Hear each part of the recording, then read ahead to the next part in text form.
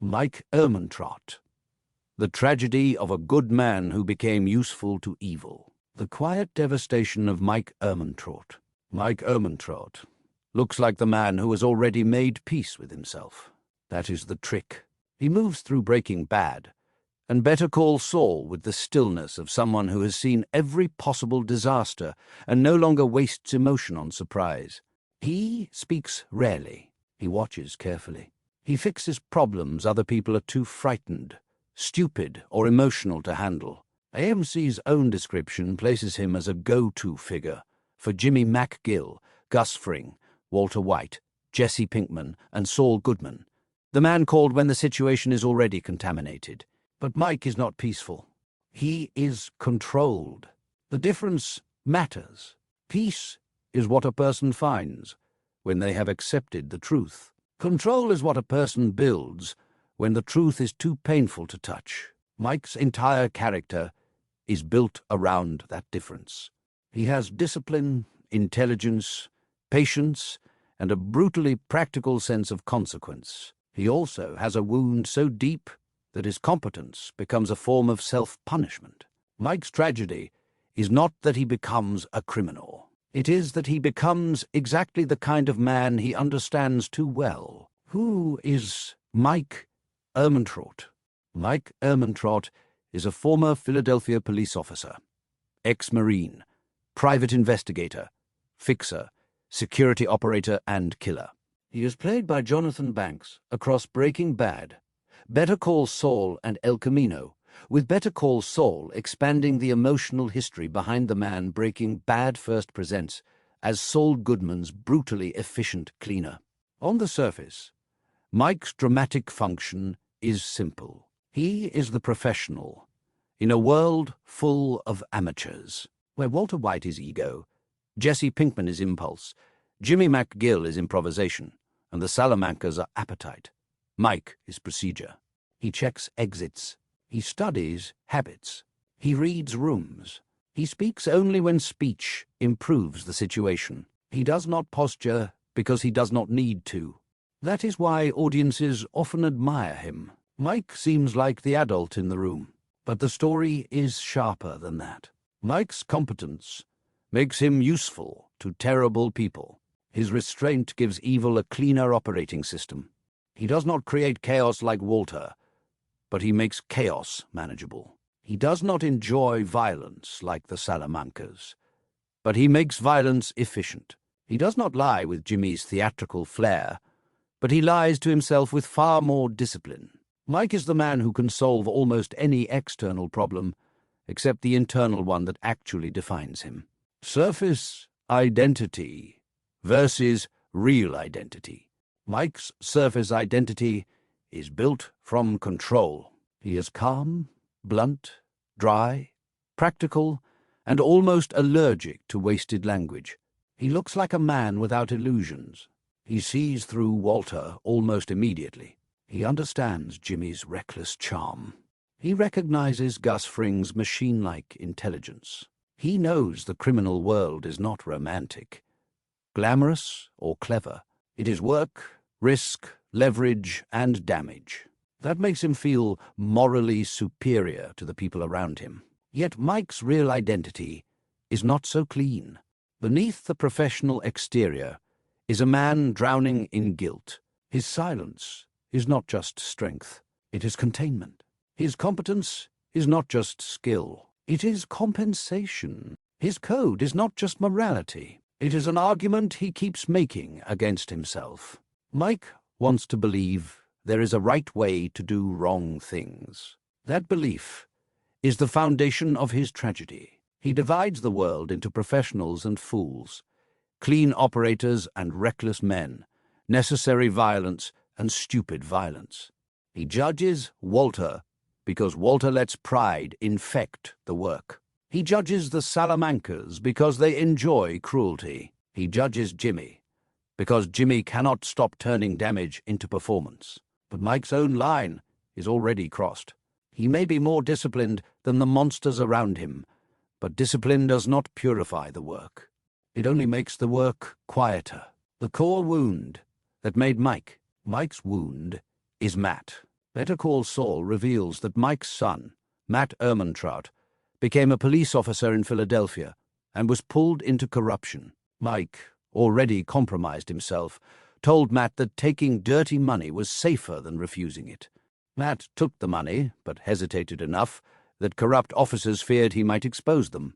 They killed him anyway. That is the emotional center of Mike Ehrmantraut.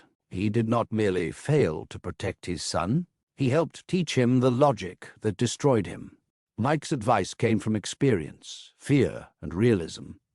But it led Matt into a world where innocence could not survive. That is why Mike's grief is so specific. It is not only mourning, it is self-accusation. The 5-0 confession is devastating because Mike finally says the thing his whole body has been hiding. He broke his boy. That line explains almost everything after it. Mike cannot undo Matt's death, so he tries to build a life where his guilt produces something useful. He supports Stacy and Kaylee. He watches over them. He takes jobs. He makes money. He convinces himself the damage can be converted into provision, but grief cannot be laundered into duty. The money does not cleanse the source. Every envelope, every job, every favor done for dangerous men carries the same contradiction. Mike is trying to protect Matt's family by using the moral logic that helped destroy Matt. The mask Mike wears to survive. Mike's mask is professionalism.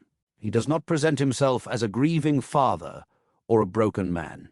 He presents himself as a worker, a specialist, a man who knows the job and does it properly. That mask allows him to avoid emotional exposure while still feeling useful. His most important phrase is not only no half measures, it is the entire philosophy behind it. Mike tells Walter about a domestic abuse case from his police days, where he once showed mercy to a violent man who later murdered his wife. The lesson Mike draws is that hesitation can be fatal. He uses the story to justify decisiveness. If a dangerous problem cannot be contained, it must be ended. That story becomes Mike's moral armor. But the deeper issue is that Mike turns pain into procedure. He cannot bear uncertainty, because uncertainty is where Matt died. He cannot bear sloppy decisions, because sloppy decisions create widows, orphans, and bodies. He cannot bear people who do not understand consequence, because he understands consequence too intimately. The mask works because it makes him formidable. It fails because it also makes him emotionally unreachable. Mike can clean a crime scene. He can dismantle an ambush. He can read a target. He can intimidate a room without raising his voice. What he cannot do is let anyone fully see the ruined father underneath the fixer. The lie that keeps Mike alive. The lie Mike believes is that damage becomes acceptable if it is disciplined, purposeful, and done for family. That is not the same lie Walter White tells. Walter claims he does everything for his family, but gradually reveals that pride, recognition, and power matter more. Mike's lie is quieter and more believable. He really does care about Stacy and Kaylee. He really is motivated by provision. He really does feel loyalty. That is what makes the lie dangerous. Mike's family motive gives his choices emotional credibility. He is not chasing applause. He is not building an empire for vanity. He does not want to be feared as a legend. He wants his granddaughter safe, his daughter-in-law supported, and his son's absence somehow answered. But a noble motive cannot make every method noble. Mike keeps trying to separate his private love from his public violence.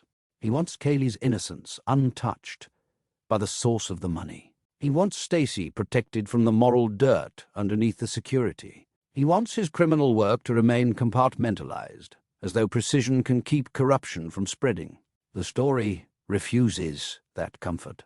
In the Breaking Bad universe, choices echo. Money carries history. Silence has consequences. No one who serves evil remains outside it. What Mike wants versus what Mike actually needs. Mike wants to provide. That is the obvious answer. And it is true. He wants Kaylee to have security. He wants Stacy to stop living in fear. He wants Matt's family to be materially safe because he cannot make them emotionally whole. But what Mike actually needs is forgiveness. Not from the legal system. Not from Gus. Not from Jimmy. Not even fully from Stacy. Mike needs to face the possibility that no amount of competence can reverse what happened. He needs to stop using work as punishment. He needs to admit that his code is partly a coping mechanism, not a moral truth. He cannot do that. Forgiveness would require surrender. And surrender is the one thing Mike's personality cannot tolerate. If he forgives himself too easily, Matt's death becomes unbearable in a different way. If he admits he cannot fix it, then all the money, planning and violence lose their emotional purpose. So Mike chooses utility over healing. He becomes necessary. He becomes reliable. He becomes the man people call when things must be handled. But being needed is not the same as being saved. Mike's usefulness keeps him moving, but it also keeps him trapped. The psychology behind Mike's choices. Mike's choices are driven by guilt, control, and an almost religious belief in consequence. He does not believe the world is fair. He believes it is readable. That distinction explains him. Mike's intelligence is observational, not idealistic. He studies patterns. People reveal themselves through habits, pressure points, and mistakes. He survives because he accepts what people are likely to do, not what he wishes they would do. This makes him brilliant in the criminal world. It also makes him emotionally fatalistic. Mike rarely acts as though real redemption is available. He believes in mitigation, not transformation. He can reduce risk, protect selected people, punish the worst offenders, and maintain rules within an immoral system. But he does not truly believe he can leave the system cleanly. That is why Gus Fring is such a dangerous employer for him. Gus offers Mike the fantasy of controlled evil. Unlike the Salamancas, Gus is calm, strategic, and disciplined. He gives violence a corporate structure. He makes the criminal world look like logistics. For Mike, that is seductive because it resembles order. Gus does not ask Mike to become reckless. He asks him to become more professional. That is worse. Mike's downfall is not caused by chaos. It is caused by finding a form of evil that looks enough like his own values to feel tolerable. Mike's chronological collapse. Mike begins as a man who has already been morally damaged before the main story truly reaches him. In Philadelphia, corruption becomes normal. Then Matt dies. Mike kills the officers responsible and relocates to Albuquerque, where he takes low-status work as a parking attendant, while quietly watching over Stacy and Kaylee. Better Call Saul uses that contrast beautifully. The man in the booth looks almost ordinary, but the audience gradually learns he carries a private graveyard inside him. His first major movement is from withdrawal to controlled involvement. He takes side jobs. He handles security work. He helps Jimmy. He enters Nacho's orbit. He tries to operate by rules. No unnecessary killing. No sloppy violence. No emotional stupidity. But each job makes the next one easier. The first compromise does not feel like transformation. It feels like survival. Then Gus appears as structure. Mike does not become Gus's man because he is fooled. He becomes Gus's man because Gus gives him a system where his skills appear to have purpose. He can tell himself he is choosing the lesser evil. He can tell himself he is protecting civilians from the Salamancas. He can tell himself professionalism matters. By breaking bad, that internal argument has hardened. Mike is no longer sliding into the life. He is inside it. His death at Walter's hands completes the irony. The careful man is destroyed by the exact kind of ego-driven amateur he always despised. The relationships that reveal Mike. Mike's relationship with Kaylee reveals his tenderness. With her, His voice softens. His patience becomes loving rather than tactical. Kaylee is not just his granddaughter. She is the future Matt never gets to protect. She gives Mike a reason to keep moving, but also becomes the emotional justification for choices that will eventually leave her with nothing but absence. Stacy reveals Mike's guilt. He wants to help her, but he cannot fully confess the scale of his responsibility. Their relationship is full of care and distance. Mike protects, provides and watches, yet he remains emotionally sealed. He can stand near the family he broke, but he cannot truly re-enter it. Jimmy reveals Mike's contempt for improvisational morality. Mike often treats Jimmy as a nuisance, but there is also recognition there. Both men are damaged. Both are capable of tenderness. Both build masks. The difference is style. Jimmy performs his way around pain. Mike buries his beneath function. Gus reveals Mike's susceptibility to disciplined power. Mike respects competence, and Gus weaponizes that respect.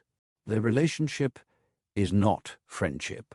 It is alignment. Gus understands that Mike does not need flattery. He needs structure, purpose, and the feeling that the work is being done correctly. Walter reveals Mike's limit. Mike sees Walter clearly, because Walter is everything Mike distrusts: prideful, volatile, self-deceiving, and reckless. Yet, Mike still underestimates the danger of wounded ego. His final confrontation with Walter is not just a plot turn. It is the moment Mike's entire worldview fails to protect him. The scene that explains Mike Ehrmantraut best. The scene that explains Mike best is his confession in 5-0. Mike sits with Stacy and finally speaks about Matt. The power of the scene comes from its refusal to make grief theatrical. Mike does not collapse into melodrama. He does something worse.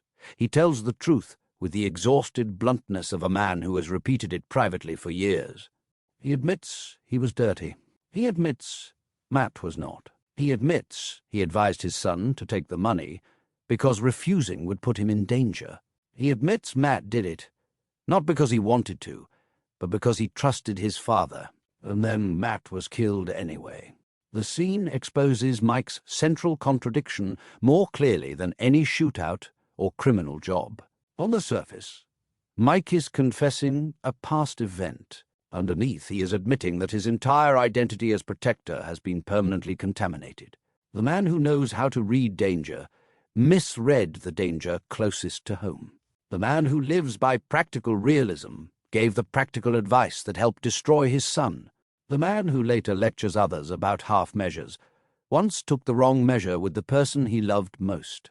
That is why Mike's later competence feels haunted. Every time he handles a problem cleanly, the audience can feel the earlier failure behind it.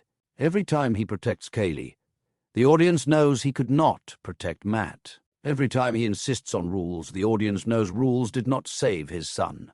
5-0 does not simply give Mike a backstory. It gives his silence a source. What most people misunderstand. The common mistake is treating Mike as the honorable criminal. He is more honorable than many people around him. That part is true. He has standards. He dislikes unnecessary cruelty. He protects children. He respects competence. He keeps his word more often than most criminals in this universe. But more honorable than Walter White is not the same as honorable. Mike's code is real, but it is also selective. He can be tender at home and ruthless at work. He can condemn reckless violence while enabling organized violence. He can judge Walter's ego while ignoring the fact that his own guilt has become a different kind of self-justification.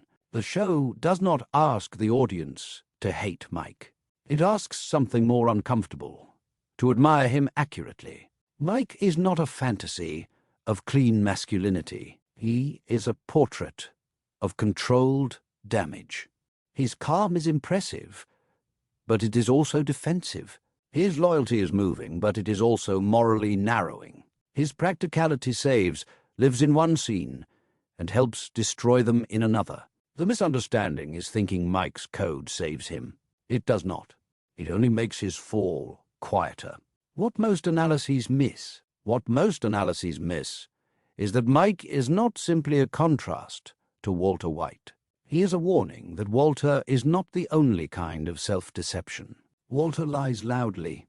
He builds a mythology around himself. He needs recognition. He wants to be seen as exceptional. His self-deception becomes theatrical, almost operatic. Mike lies silently. He does not need applause. He does not inflate himself. He does not pretend to be a genius savior. Because of that, his lie looks more mature. It feels less grotesque, but it is still a lie. Mike's self-deception is the belief that emotional restraint equals moral clarity. That is the overlooked layer. Mike is so unsentimental that audiences can mistake him for honest. Yet he is often least honest with himself. He knows the facts of his life, but facts are not the same as truth. The truth would require admitting that his work for Gus is not simply provision, not simply strategy, and not simply lesser evil management. It is also self-punishment. Mike keeps entering dangerous systems because danger feels like the proper climate for a man who cannot forgive himself. Why audiences relate to Mike? People relate to Mike because he represents the fantasy of competence under pressure. He does not panic. He does not beg. He does not explain himself to fools. He enters chaos and reduces it. For anyone who has ever felt surrounded by incompetence, Mike is deeply satisfying to watch. But the deeper identification is emotional. Mike embodies the person who has been hurt so badly that they stop asking to be understood. They become useful instead. They learn to solve problems, carry weight, absorb pressure, and avoid complaint. Their silence becomes dignity. Their exhaustion becomes authority. That is why Mike resonates beyond the crime genre. Many viewers recognize the impulse to turn pain into function. Work harder. Speak less. Provide. Protect. Do not collapse. Do not make the wound everyone else's problem. Keep moving. The danger is that the show also shows the cost of that identity. Mike's strength is real, but it is incomplete. He can endure almost anything, except emotional openness. He can survive danger, but not forgiveness. He can protect others, but not without eventually becoming part of the machinery that threatens them. The warning hidden inside Mike Ehrmantraut. The warning inside Mike is that having a code is not enough. A code can restrain evil, but it can also organize it. It can prevent certain lines from being crossed while normalizing every line already crossed. It can give a damaged person the feeling of moral structure without forcing them to leave the immoral world. Mike's code makes him better than many criminals. It does not make him free. That is the hard lesson. Rules are only as good as the life they serve. Mike's rules serve guilt, provision, and control. They help him function, but they do not heal him. They allow him to stay close to violence while feeling separate from men who enjoy it. The story's warning is especially sharp because Mike is admirable in so many ways. His restraint is real. His loyalty is real. His intelligence is real. His love for Kaylee is real. That is precisely why the moral danger works. Better Call Saul and Breaking Bad understand that people are most tempted by evil when it resembles their virtues. Mike is not seduced by glamour. He is seduced by usefulness. The legacy of Mike Ehrmantraut. Mike lasts because he is one of television's great studies in controlled grief. He could have remained a memorable supporting character. The deadpan fixer who cleans up Jesse's apartment and handles problems Saul cannot touch. Instead, Better Call Saul turns him into something richer. It shows the sorrow behind the skill, the guilt behind the silence, and the broken father behind the professional killer. That expansion changes how his Breaking Bad scenes feel. When Mike cleans up after Jane's death, he is not just a criminal technician. He is a man who has seen what young people look like when adults fail them. When he tells Walter not to take half measures, he is not merely giving tactical advice. He is repeating a philosophy born from regret. When he dies beside the river, telling Walter to let him die in peace, it feels like the only peace he ever allows himself. Jonathan Banks' performance is essential to that legacy. The character could easily become a cliché, gruff old fixer, hard man with a soft spot, criminal grandfather. Banks makes him heavy instead. Every pause feels lived in. Every stare suggests an old calculation, interrupted by an older grief. Mike matters because he proves that stillness can be devastating. The final meaning of Mike Ehrmantraut. Mike Ehrmantraut is the tragedy of a man who understands consequences but not escape. He knows what violence does. He knows what corruption costs. He knows what pride looks like before it detonates. He knows what amateurs get wrong, what criminals pretend not to see, and what grief leaves behind when everyone else has stopped asking about it. And still he stays. That is the final sadness of Mike. He is not ignorant. He is not deluded in the obvious ways. He sees too much. He sees so much that he mistakes clarity for absolution. Because he can name the danger, he thinks he can manage it. Because he can control the work, he thinks he can contain the moral damage. He cannot. Mike's life becomes an attempt to pay an impossible debt with dirty money, clean methods, and silent endurance. He loves his family. He keeps his word.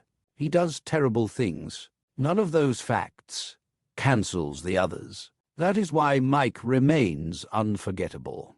He is not the monster who thinks he is a hero. He is the broken man who knows he is broken, but keeps choosing the road that breaks him further.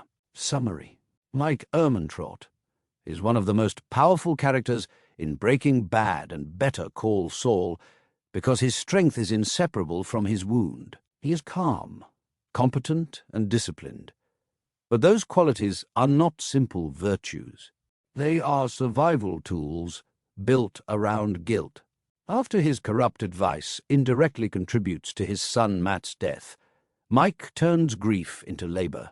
He provides for Stacy and Kaylee, but he does so through the same criminal logic that destroyed his family in the first place. His mask is professionalism. His lie is that disciplined wrongdoing can become clean if it serves family. His need is forgiveness, but he cannot accept it because guilt has become the engine of his identity. Mike is admired because he is capable, loyal, and controlled. But the danger of admiring him too simply is missing the tragedy. His code does not save him. It only gives structure to his collapse. The final meaning of Mike Ehrmantraut is brutally simple. A man can understand evil, despise recklessness, and still become useful to the very world that ruined him. Max Seo Seo Max.